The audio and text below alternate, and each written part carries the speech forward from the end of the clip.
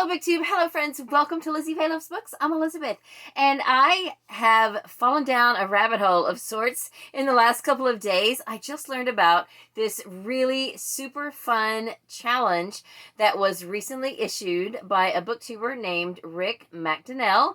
I had not seen his channel before, but I first heard about this from Angie from the channel Literary Labors. She did a video, and so then I immediately had to go and check out Rick's channel, and then I started watching everyone else I could find who had posted videos that are doing the Booktube Spin, and I have to do it. It's just super fun.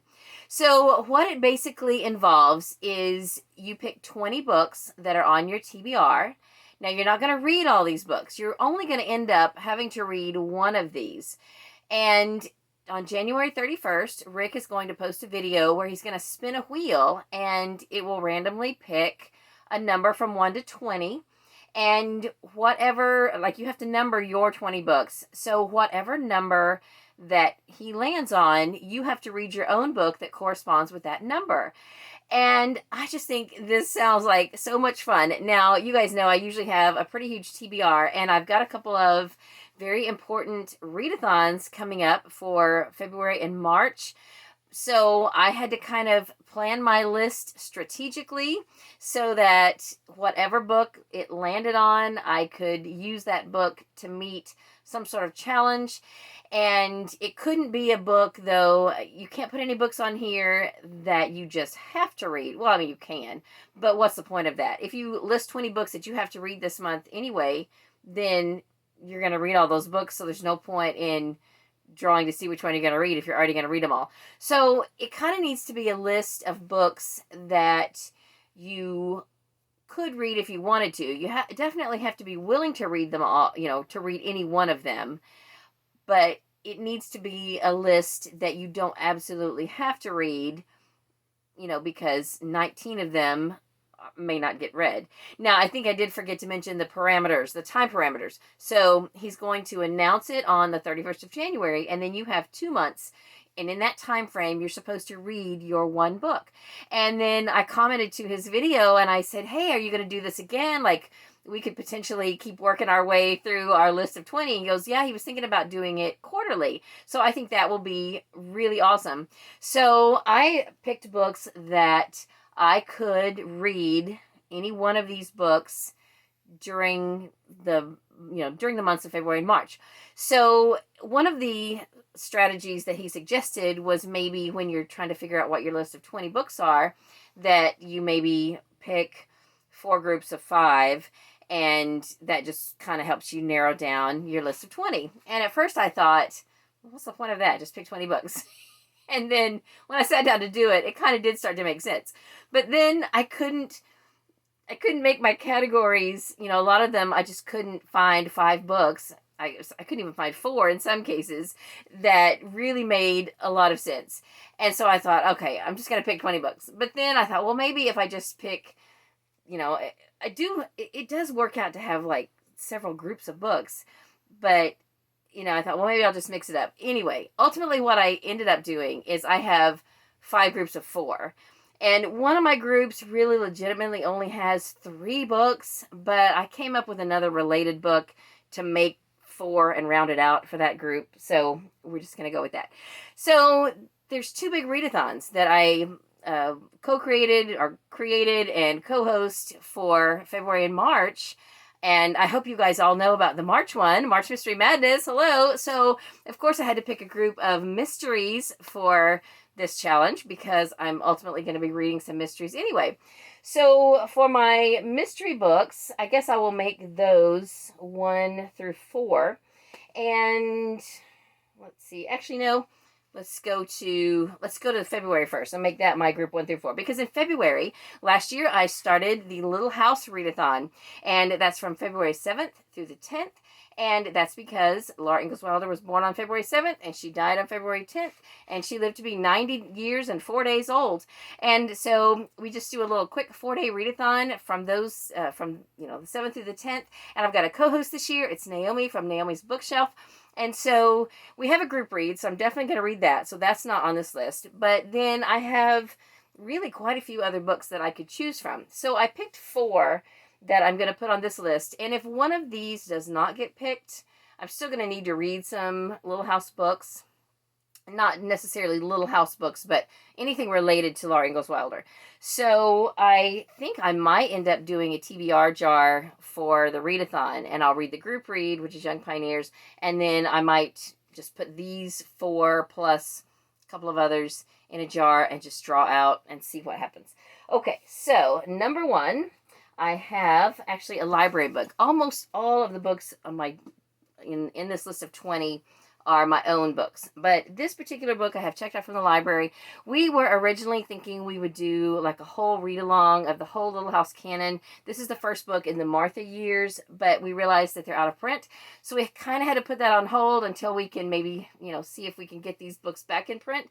Meanwhile, my library had this one, and I thought, while I've got it checked out, I may as well just go ahead and read it. I can always reread it later if we end up doing that read-along. So this is Little House in the Highlands, and Martha is Laura Ingalls' great-grandmother.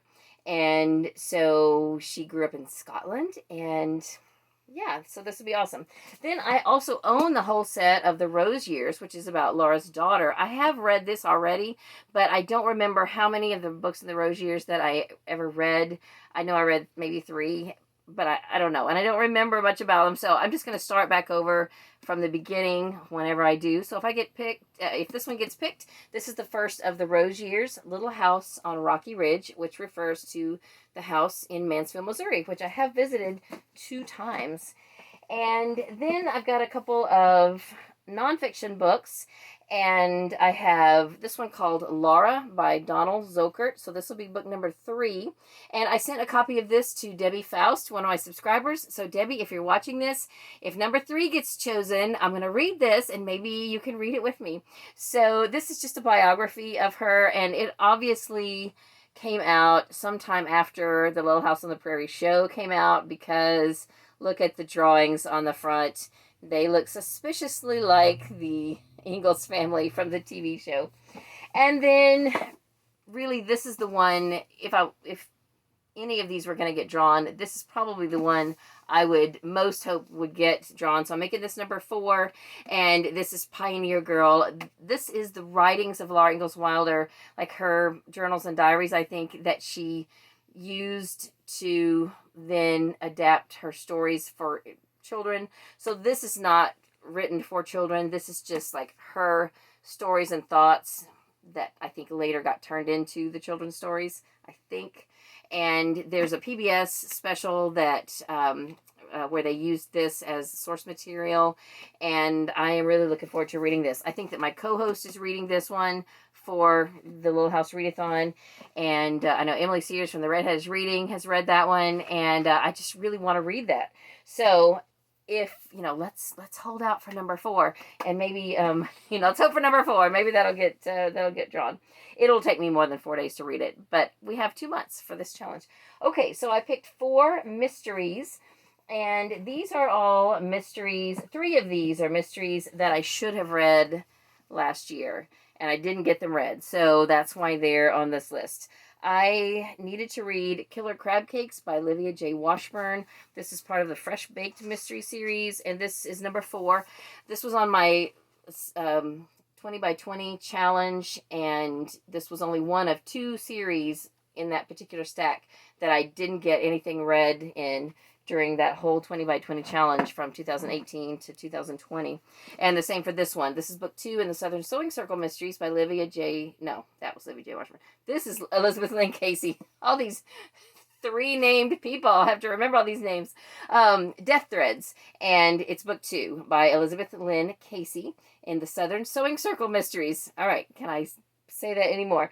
And this is a series that my sister recommended highly to me. I read the first one. I loved it. And it's been like 4 years ago now that I read that first one. And what's holding me up is that I can't find it on audio, and I need to just buckle down and read it. That is another thing with all of these books. These are all books that I will read in print. Even if I can find the audio, I will read them in print. And then this was from my TBR jar that I never got read from last year, Wild Goose Chase by Terri Thayer. It's a quilting mystery. and I need to get that read. And then this one is just interesting. I found it on my shelf. I remember getting this at a library book sale, and I was just intrigued by it. It's not part of a series as far as I can tell, and honestly, when I first got this, I haven't looked it up lately, but there was absolutely no one who had put this on their Goodreads. No one had marked it to read. No one had reviewed it. It just was this mystery book. And yet it was from a library. So anyway, it's by James C. Work. It's called A Title to Murder. And it's a Carhenge mystery. Actually, it's the Carhenge mystery because there's not any more. It's a Western story, it says. Now, my husband and I have been to Carhenge. It's in Nebraska. We were traveling from... Maybe we had been to Mount Rushmore and we were going to go to Oklahoma to see my mom before heading back to Florida. And it's been years ago now. And we were just driving along, and all of a sudden my husband starts swerving off the road because he's a car guy. And I'm like, what are we stopping for? What are we doing? He goes, I don't know, something called Carhenge. We have to stop. And so we stopped. It's literally like Stonehenge, but it's done in cars. And it's super unique, and it's just one of those places that you can't even hardly believe exists, but it does. And so anyway, so somebody wrote a book that's set there apparently, and I want to read it. I've had that on my shelf now for a few years. Okay, then my next group is, let me check my notes. My next group of books are books that were on my 20 by 20 challenge that I did not get read. Now, I have way more than 4 books that were on my 20 by 20 challenge, but most of these are standalones. One of them is a series book, and they're just books that I didn't get to. So the only one that's from a series is book 5 in the Brides of the West series by Lord Copeland. This is a bind-up of books 4, 5, and 6. I've read 4, and I need to still read 5 and 6. It's called Ruth, and I have loved the first 4 of these. They've been great, and so I'm really looking forward to reading that whenever I get to it. And then I've got a Grace Livingston Hill book here. I had wanted to read a total of 11 Grace Livingston Hill books on my 20 by 20 challenge, and I think I read 2 or 3, maybe just 2. So the next one I wanted to read was Amarel, and this is it. This is a really old copy, too. I love this beautiful old hardcover editions with the dust jackets.